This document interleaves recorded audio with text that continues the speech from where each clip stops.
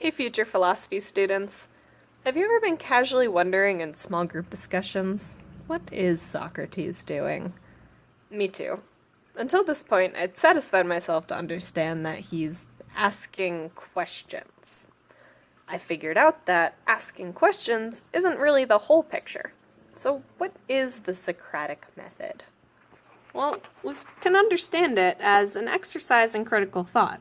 We know in many of Socrates' conversations, he's trying to arrive at a truth, something that is unknown to him, but within the grasp of human wisdom.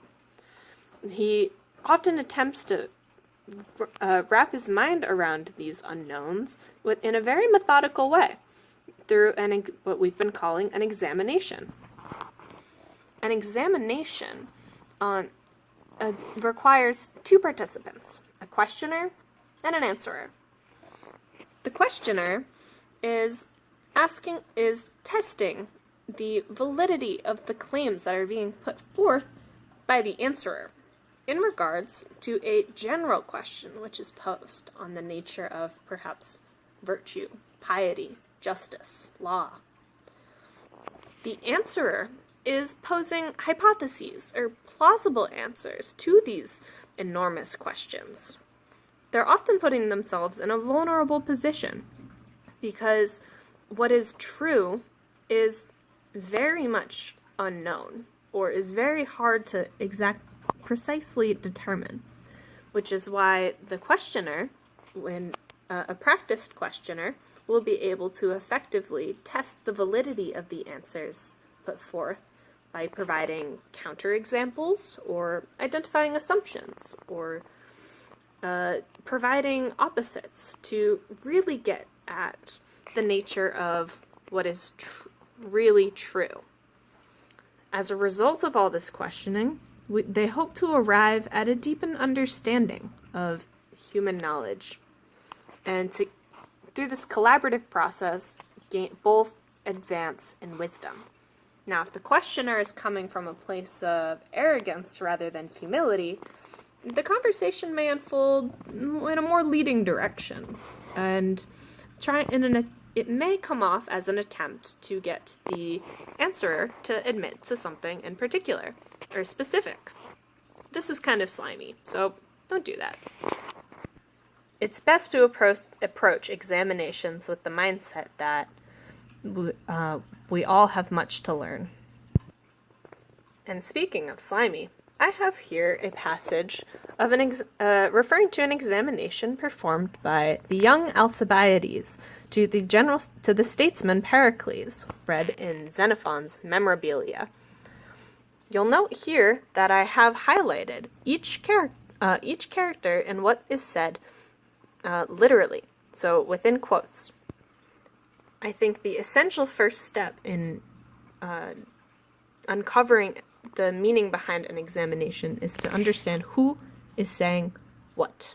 So to highlight what is said, to find the questions by circling the question marks, find the answers to each question, and ignoring the pleasantries is a very good start. Once you've gotten through the pleasantries and a first read-through, and you have an understanding of how the conversation might flow, you can begin to isolate the hypotheses and the tests that are being put forth in the conversation. Now, if handwriting isn't exactly something you're willing to do out, you can also do this digitally, which I've done here. In this particular conversation, my own paraphrasing is in blue, and there is a request from Alcibiades for Pericles to inform him what law is. Pericles responds, laws are without exception the approved enactments of most of the people, after assembling and declaring what ought and ought not to be done. Alcibiades responds to this first hypothesis by clarifying an assumption with a test. This test is a simple question that says after first forming an opinion that good or that bad should be done. And Pericles is able to easily respond to this by confirming good, not bad. Alcibiades is then able to respond, but if it is not most of the people, but as happens where there is oligarchy, a few who have met and enacted what is to be done, what is that? to which Pericles may respond, or responded, everything enacted by the ruling power in the state after deliberation over what must be done is called law. And I was able to paraphrase as law is everything enacted by the ruling power in the state after deliberation over what must be done. Now notice how I change very little at this stage, and I try to frame all of these hypotheses as law is ... because that is our guiding research question, or the question of the examination.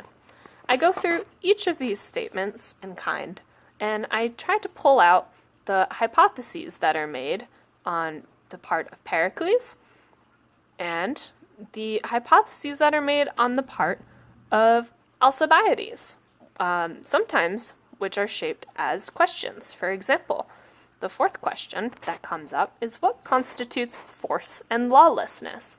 Is it not when a stronger man compels the weaker man to do what he wants, not by persuasion, but by force? Here we can break it down, because when we look at what constitutes force and lawlessness, we can also look at that in kind of a more mathematical way. If we were to simplify this, if we assume force and lawlessness are the same thing, then we can answer it the same way. But if we're asking what is force and what is lawlessness, then we can set up our answer as he is posing in the second question, or with what he poses in the second question. So we could try to answer, force is when the stronger man compels the weaker man to do what he wants, not by persuasion, but by force. And lawlessness is when the stronger man compels the weaker man to do what he wants, not by persuasion, but by force. Notice how the first one doesn't really work, because force is, and then leading with something by force, it's kind of redundant. So we have to assume the assumption is made that these are attempting to be the same. Oftentimes, when a hypothesis is framed by the questioner for the answerer to consider, the answerer will respond with something like yes, or that is my opinion, or I agree. It can get if the questioner is being particularly leading, this is a bit of a dangerous rabbit hole to go down, and these confirmations should be taken. But we can look at these confirmations as indication that they are at least on the same page. Once we've identified what the hypotheses are, and perhaps reworded them all as statements rather than questions, even when they are hidden in questions, we can see that we've established a number of things said about law, lawlessness, and force in this passage. Now, this is the part where you can get a bit deeper in analysis, where you notice that Alcibiades is putting forth a number of claims that Pericles will agree with about lawlessness and force. And Pericles is the one doing most of the talking about law, and even retracts a few statements that he makes as the conversation unfolds. At this stage, it's good to perform a consistency check, which is something that you could do by taking the simplified responses and replacing words that are taken to be the same in meaning or purpose.